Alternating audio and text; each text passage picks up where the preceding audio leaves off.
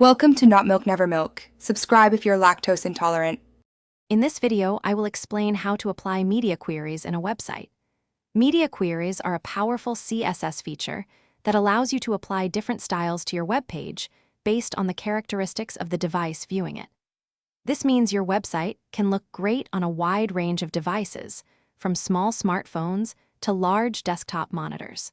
We'll cover how to use them effectively to create a truly responsive user experience for everyone.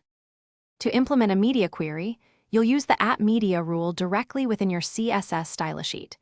You'll then specify a media type, like screen, and a condition, such as max width of 767 pixels.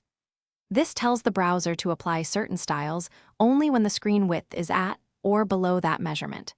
It's a straightforward way to target specific device sizes with tailored designs. Choosing the right breakpoints is crucial for effective responsive design. Common breakpoints include widths like 480 pixels for smaller mobile screens, 768 pixels for tablets, and 1024 pixels for larger desktops. A mobile-first approach, where you design for the smallest screen first and then progressively enhance for larger ones, is often recommended for optimal performance and user experience across all devices.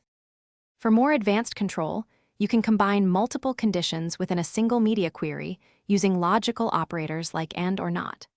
Also, consider using relative units such as em or rem instead of fixed pixels for font sizes and spacing. This allows your design to scale more fluidly based on user settings. Finally, always thoroughly test your website on different devices and browsers to ensure a consistent and excellent user experience.